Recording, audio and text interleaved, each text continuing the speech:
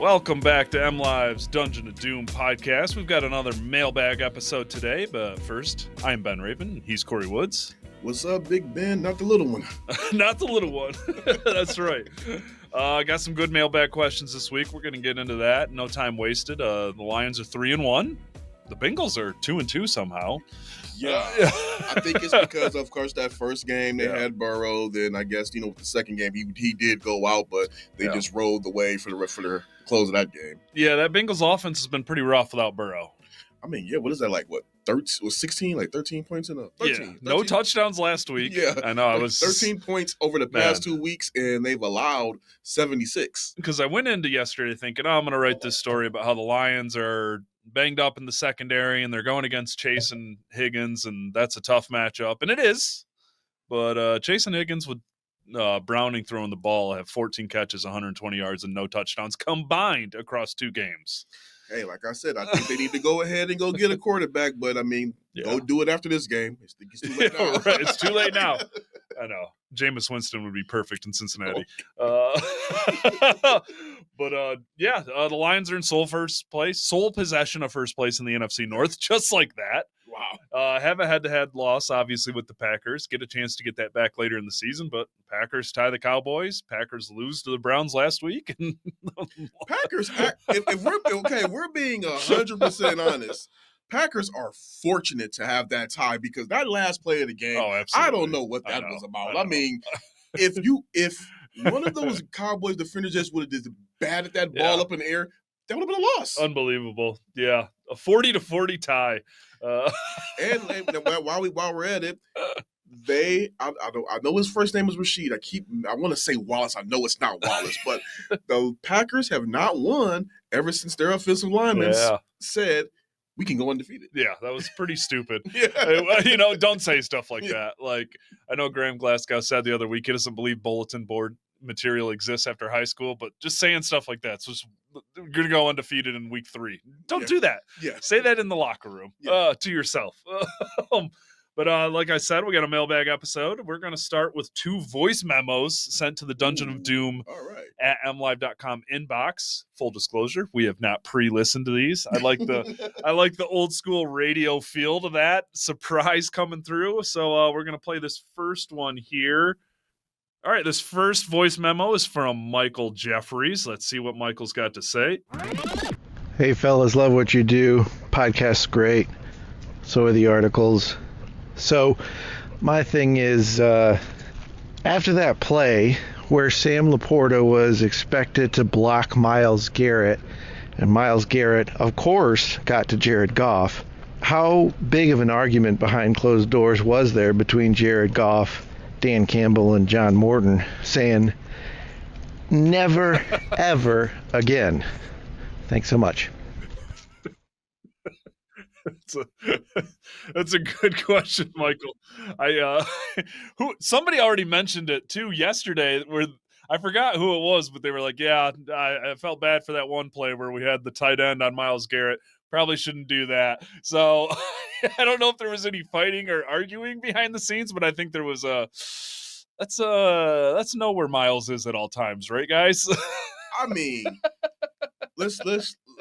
I'm not gonna go too deep into football terminology on this one. If you're talking about 300-pound offensive linemen having a problem stopping Myles Garrett, what do you think's going to happen with Sam Laporta? And that's no disrespect to Laporta. Not at all. Not at all. No, not at all. Sam Laporta's blocking has grown since he's got here, but not to the point where let's leave him on an island with Myles Garrett. With a guy that's about to have on a gold jacket. So, I think there were definitely some, that can't happen against guys like that. And that is a good question ahead of this week's matchup because Trey Hendrickson's on the other side, and I would not put a tight end one-on-one with him in situations either. But that's a tough task. I would trust Sam Laporta to handle that against about 70% of the edge rushers in the league, but Myles Garrett is not one of those guys. And now there's Trey Hendrickson. I think that's a guy that has back-to-back 17.5 sacks. Yeah, he's been on a freaking roll. Next voice memo question from Justin Daniels. Kory, Ben, thank you very much. Wanted to say thanks for doing all your coverage and the podcast. You guys are great. Keep me informed. I'm at St. Louis, Missouri. born and raised, so nice. Getting my Detroit Lions information is vital. You guys do great work. Keep me up. All right, so here's my take, and this is about the coordinators, and please don't delete it. I know I'm tired of hearing about the coordinators, but my take is this. I think that Johnny Moe and Shep might be better for the moment of what the Lions are trying to do. I think with Ben Johnson and AG, I think you had two guys that were different sides of the same coin. Both were very good at what they did, but with AG, I think you saw an older guy on defense who was very reluctant to adjust his game plan or his strategy to a fault. And I think sometimes with Ben Johnson, you also saw the same thing in that he was too willing to get away from what was working and try and go into the creative stuff. And I think what you see with Johnny Moe is an older guy who's been around the league a long time, who still wants to be creative, but also understands the mentality of, if it's working, keep doing it until they stop it. And I think on the other side, with defense, I think you benefit from a guy like Shep, who is clearly a little more creative and willing to adjust his game plans to the teams. And so I think you're getting away from what ultimately amounted to what I think is like 3 head coaches in Ben Johnson, Dan Campbell, and AG, and getting into a more traditional, more appropriate, more philosophically aligned version of what the Lions want to be. And I think these guys are kind of ideal for the moment, and I just wanted to get your take on that. I like that. And what a timely question, too. Shep, especially with Shep, yeah. It's Thursday morning in Allen Park. We just got done talking with Kelvin Sheppard, and he talked about one of the major changes he's brought as defensive coordinator is the week-to-week versatility. We already saw it with the quarterback spy stuff. The man publicly hates quarterback spy, still does, but found ways to make it versatile, disguise his spy, make it his own. I mean, we literally just got done talking with Shep about the versatility. You know what, Kory? Let's just play that clip of Shep. Yeah. We'll let Kelvin Sheppard answer this question, and then we'll come back and get the Ben Johnson side of the coin. And I believe in putting players in position to make plays and not just being stuck in your ways.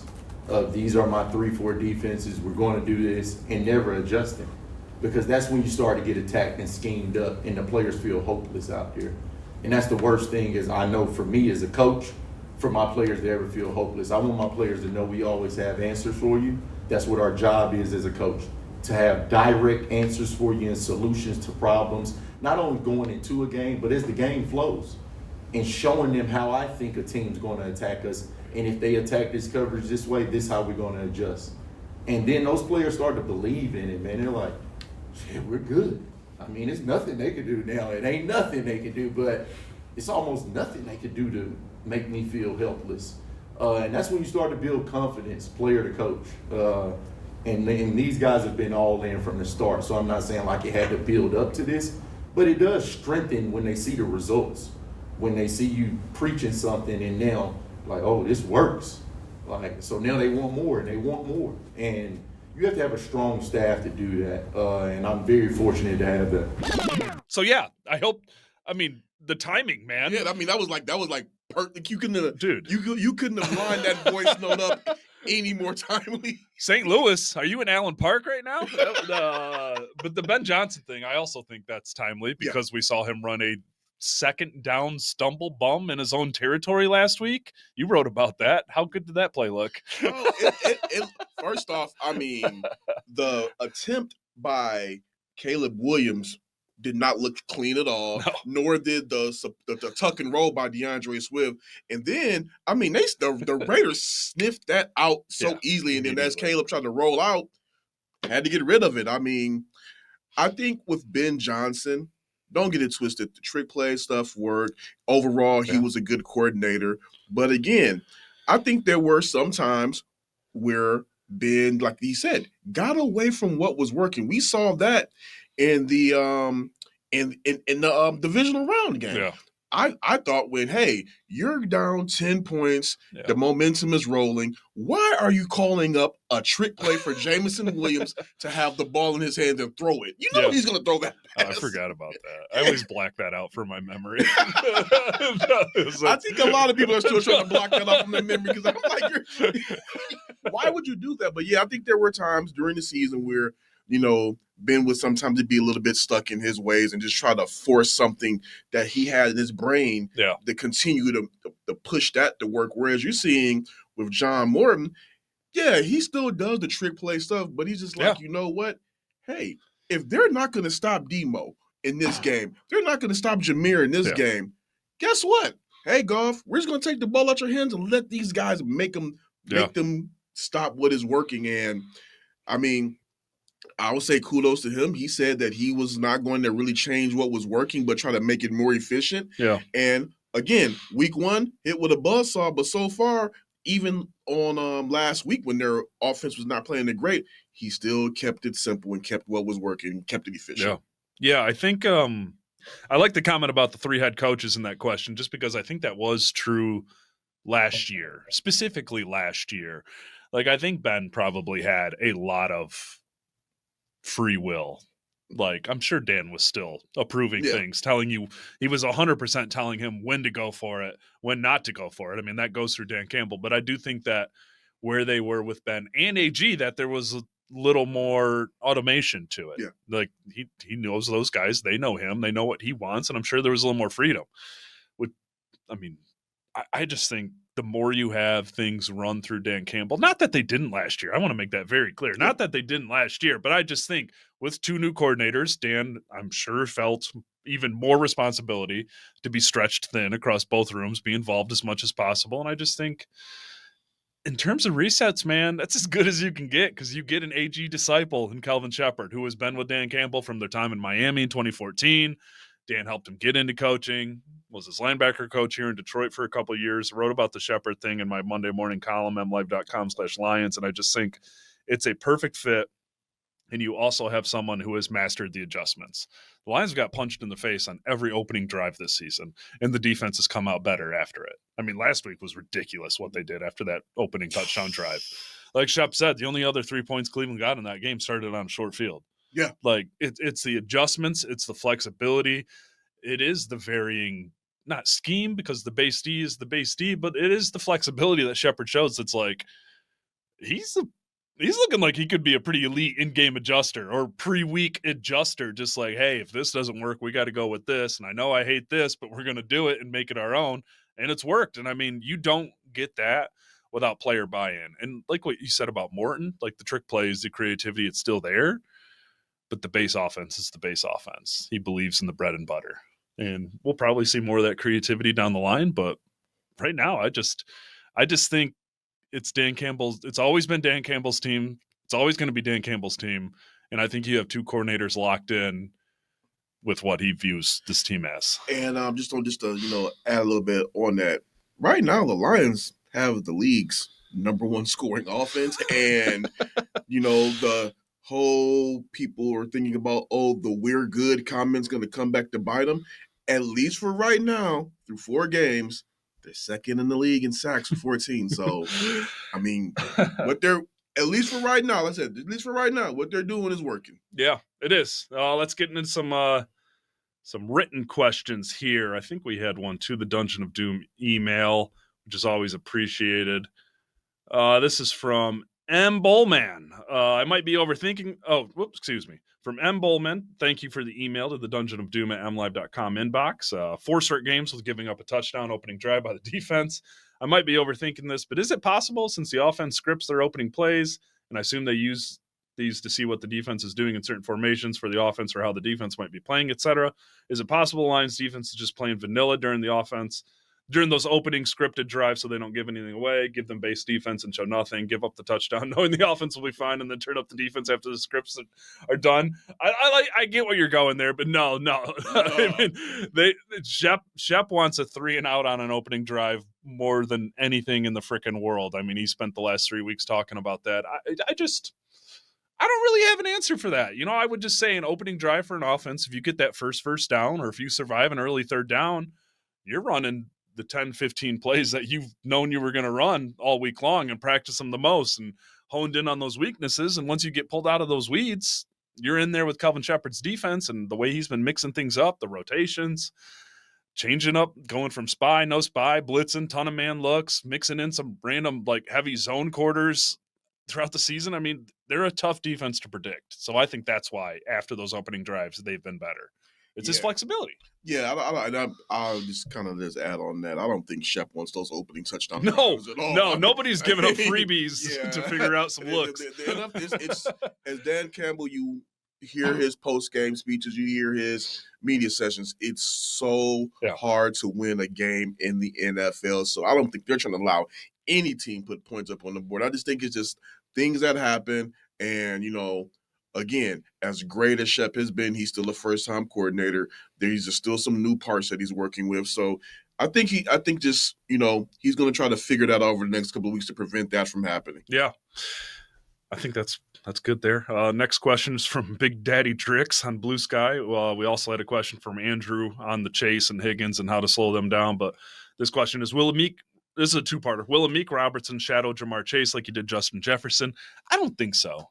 I've had a tough read on the cornerback situation this week. I didn't think Arnold was going to play, and now I think he's probably going to play. I mean, he was practicing Wednesday. We'll see if he's practicing today. But like they said, it wasn't as significant, and we'll see there. But I feel like Robertson is still going to split time between the slot and outside, and I think it'll be Rock Ya-Sin at the other cornerback spot with DJ Reed on injured reserve.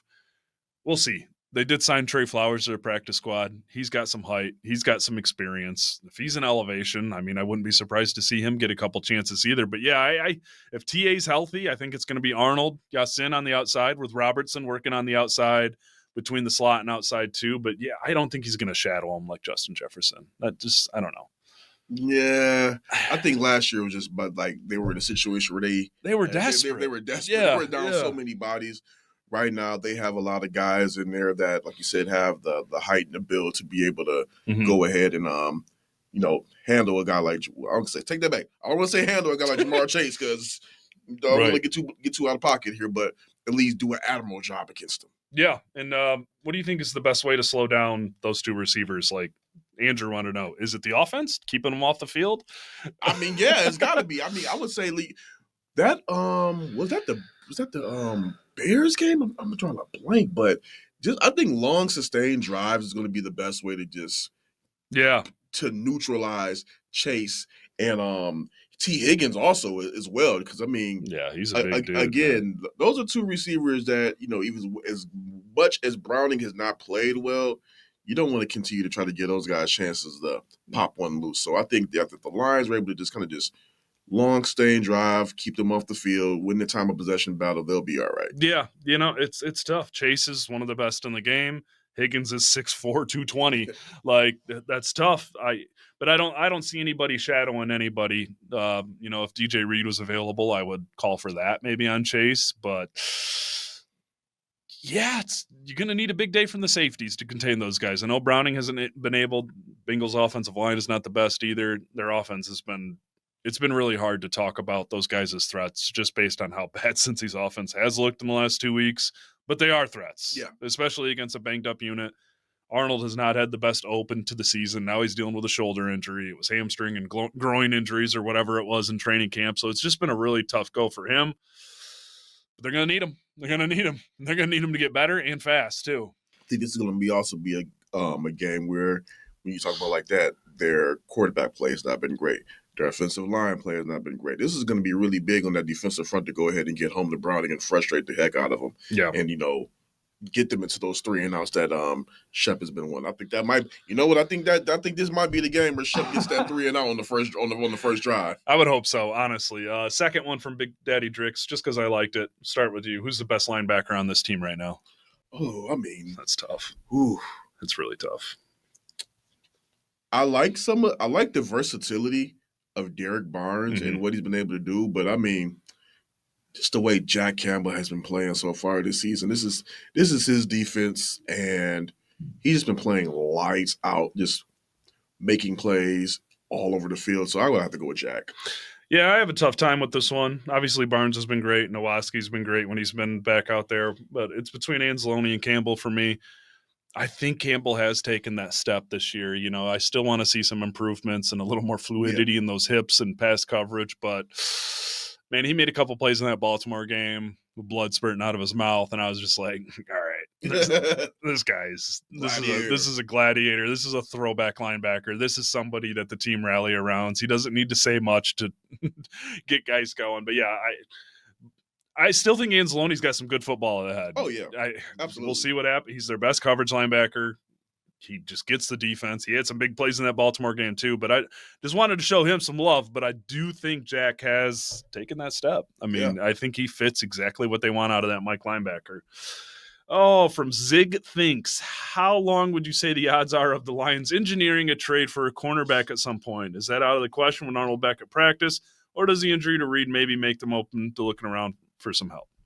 I think that we know Reed is now on injury reserve, so that means he's gone for at least the next 4 games. Yep.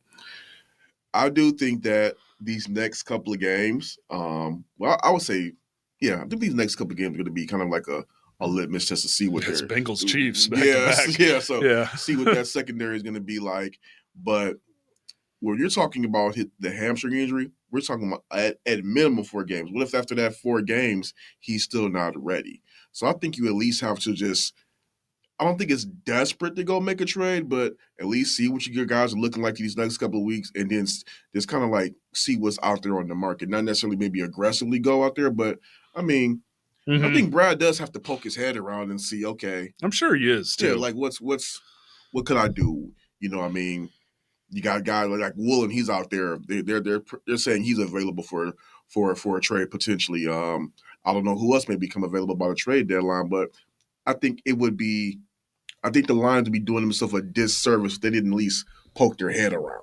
No, I agree. And I don't think the time is now. Yeah. I think you want to wait until teams know what they are. Because if you're calling for a team right now, 4 games into the season, they're not going to just give that away for a late round or mid-round draft pick. Trade deadline's in a month, November 4th. Just look that up on the spot. 2 weeks from now, you're not confident about Reed being back week 9 or week 10 or whatever it is he's first eligible. I mean, kick the tires. Yeah. A couple teams won and got 1 or 2 wins. They're struggling out of the playoff picture in a tough division, and they don't have the time to catch back. Call those teams. See what's up. But, yeah, I think it's low. I do think that there is true non-coach speak belief in Terrion Arnold. I think they believe Amik Robertson, Brian Branch, Yasin, and Maddox can help fill in the gaps. And I think that they really do believe that Reed will be back, not just for the home stretch, but with enough time on the clock to really make a difference. And Reed was great when he was healthy. I mean, I had a tough opener in Green Bay, but everybody kind of did. he kind of really turned it around after that. So I think they'll hold pat unless Arnold's shoulder continues to whatever. If he continues on the path he's on right now while also being hurt, then I think you really do need to start thinking about something. The only thing I would say that they would probably need to try to go make a trade for at the deadline is just, and I'm not saying go get a star guy. Yeah. I'm saying go get more pass rusher depth just because you don't know what's going on with Josh Pascal and his, if he's going to come back. Still TBD. Yeah. And if it continues to be TBD by November, I'm like, okay, you got to at least go get another rotational guy in there. Yeah, they thought he was going to be back on the practice field last month. Yeah. It still doesn't sound close. Like, right? No. I mean, yeah. and it's really, every time there's a question that comes up about him, it's been really like 1 or 2 sentences, and that's it. Yeah, and we didn't get a question about this week, but Aleem McNeil returned to practice yesterday. Yep. That's going to be big. He's got 20 days now to be activated from PUP. I don't think it'll be this weekend, but I think he's got a chance the next weekend. Maybe they activate him and get ready for that Monday Night Football game against the Bucs back at home. Maybe they wait until after the bye, but they're excited. Kelvin Sheppard said he saw all he needed to see, and that the biggest task ahead is him just being patient. I mean, McNeil, elite run stopper, one of the best pressure creators at his position. That is how you unlock Hutch. That is how you unlock that defensive line and Tyleik Williams and DJ Reader too. It's kind of funny that Shep said during his media availability today about he don't know all the kind of technical terms about bone density and stuff so like funny. That. Because yesterday, I know you spoke with Meg, but when he came back in the locker room, he kind of said something of the same thing. So maybe they might have had a conversation about that. He's like, I don't know. I just know that if I can go out there if it needed. He said, he basically said he's ready to put hands on somebody. Awesome. Yeah, he's ready for football too. I'll take this one real quick from Lions fan, bunch of numbers on Blue Sky. It doesn't seem Morton is using a 6th lineman this year. It looks like, if anything, maybe using Wright more instead. Is this because Skip isn't fully healthy, or is it a different approach? I think Dan Skipper not being healthy for the first 2.5 weeks of the season played a factor in that. I don't think they were ready to throw Manu to those Wolves yet. I wish Sheikha got a couple of 6 offensive lineman reps, but they didn't work out well. So I think it has been more tight ends. It's been more responsibilities on the backfield. It has been a shift. I am curious to see if and when Skip is healthy. He has been back at practice, so we'll see. He has not been elevated yet, but if Skip is active on a game day, I would expect to see a couple of those. But yeah, it has been a shift. I'll let you take this one from Michael Meyer. If heaven forbid, I answered this in our weekly Roar newsletter this week too, but putting it on the pod because it's a good, timely question. If heaven forbid something happened to Goff, would the Lions look like the Burrow-less Bengals? If you think no, what would prevent that from happening? I'm kind of torn on that one, only because I believe that the Lions' offensive line would do a better job of protecting Allen and allow him to be able to have enough time in the pocket to pick defenses apart. So I don't think they would look like the Burrow-less Bengals, but would they be the same offense that they have right now? No, I don't know. They wouldn't. I think this would probably be more of a run-heavier offense and just allow Kyle, Allen to be more like a game manager. Yeah. So that's kind of where my brain is going with that. I don't think they would be as bad as the Bengals, but they would definitely not be the team that we're seeing right now putting up 34 points a game. Listen, if Goff went down, it would be terrible. It would be terrible. It would be terrible, but they would look better than the Bengals have looked. I believe that. It's Gibbs and Montgomery. It's that offensive line. Amon-Ra St. Brown would be a cure from the heavens for a backup quarterback. Maybe you don't have the arm strength. Well, Amon-Ra St. Brown will get open underneath for you. And if he doesn't, hopefully Sam Laporta does. And if you do have some arm strength, Jameson Williams guy can get open downfield. So I just think, and I know the Bengals have Chase-Higgins, and Chase Brown is a pretty good running back that's up and coming. Shep had some love for him too. But I just think the combo of Montgomery and Gibbs, that offensive line, St. Brown and Laporta, that's someone could work with that, especially a veteran like Kyle Allen. Also, to add on to that, I think it would, depending on the type of injury and how long Goff will be sidelined, I think that they would go out there and go get a Jameis Winston, somebody that Dan has a familiarity with. And I'm not saying, again, not a guy that can, be as efficient as Jared Goff is, absolutely not. No. But a guy that could, run Dan's offense and, get the ball to guys like Laporta, J-Mo, and St. Brown. So yeah, it would undoubtedly suck, but they would be better than the Bengals. Yes. Phil's got a couple fun ones. Would you rather try to block Hutch or be blocked by Sewell? How about neither? Yeah, I think that's a question more for you, Ben, because me, I'm doing. If that happens to me, you have size on you in the line. I'm not ashamed to say a lot more strength than me. I'm getting put in the dirt. I'm trying. This is actually a hard one. I'm not going to IR. I'm going to ER. I am 6'6", like 265 pounds. Audible or an audio medium, just to paint the picture. But yeah, I think I would try to block Hutch instead of Sewell because sometimes he doesn't go straight through guys. He hits you with a move and makes you look silly with an inside spin. I would rather look silly getting worked by a pass rush move than getting put 10 feet into the dirt by Sewell. So I want to do neither of those. Phil's got another one, though. Would you rather catch a pass on a crossing route with Brian Branch coming towards you or hit the gap at speed with Jack Campbell coming to meet you? This question does not assume you have NFL skills or superpowers. You're just you. Which is the more painful way to die? God, Phil. That's awesome. I'm gonna go with the latter with Jack Campbell because it's the right answer. BB, no, just no. That no. It's like the same reason for my first answer. You know what's coming at you, hitting the gap with the linebacker coming down on a crosser across the middle. You don't know what angle, what speed, how high, how low that hit's coming from. So that's good stuff, Phil. That's pretty fun. That's fun. We had a couple questions that were good questions from Diana Martin. Also about the opening drive stuff. We answered that. Let's get out of here with a couple here. Let's see here. Proud Detroiter Taylor Decker is starting to show wear and tear. In terms of NFL recuperating time, is it time to think about drafting his replacement, or is Manu capable of filling his shoes? I would say this. I still think that you have to continue to develop Manu, but yes. I mean, I think it is time to start looking at adding another, adding to that defensive line. I mean, you just have to. I mean, the wear and tear is there. I believe he was talking about his shoulder yesterday. Yeah. And I mean, the clock is ticking. He's not getting any younger. He's not going to get any.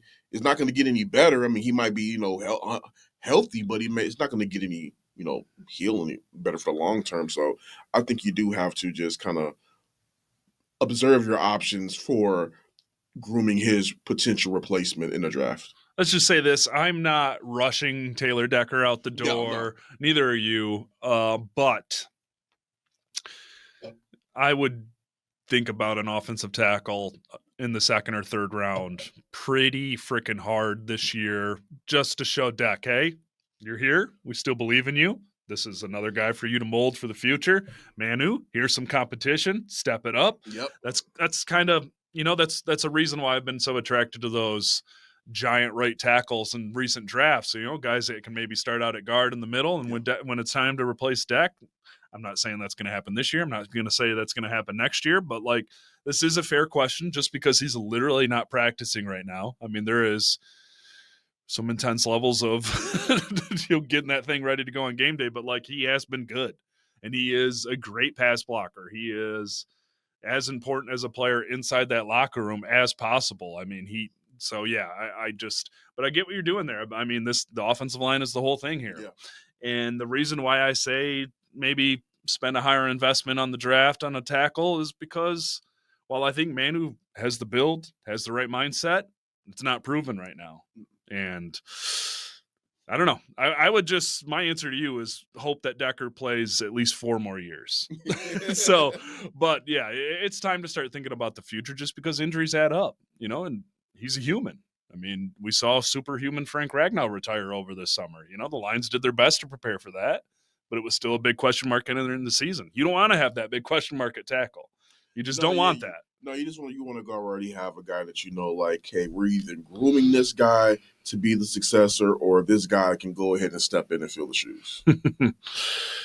Oh, let's see here from Nick Applin. I know there are already a lot of mouths to feed, but are we going to see more effort to get Tesla involved in anything other than just 50-50 balls? It seems like reports out of camp was that he was a pretty complete receiver with the after-catch ability.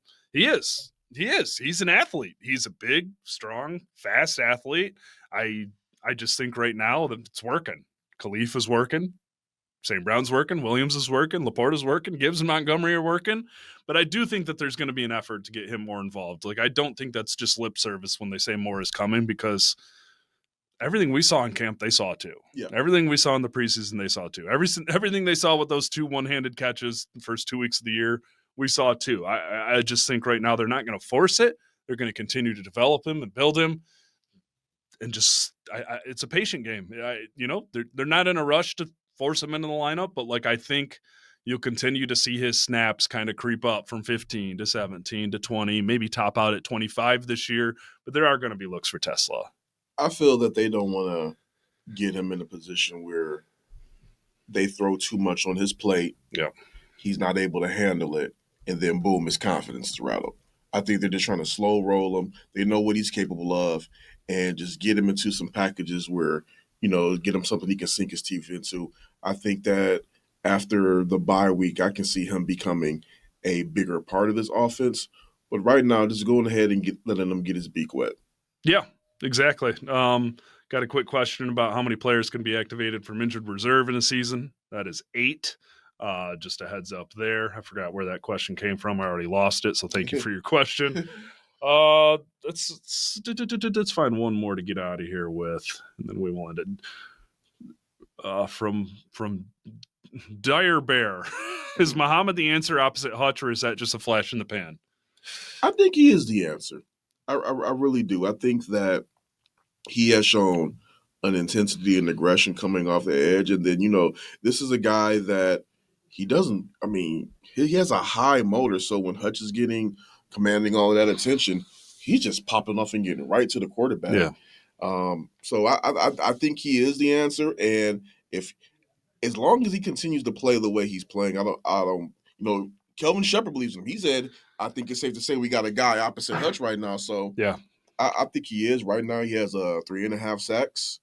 I think that's more than what outside of because Hutch had led the team to 7.5. I'm not counting what Zadarius Smith did. So that 3.5 right now would have put him at second? Yeah.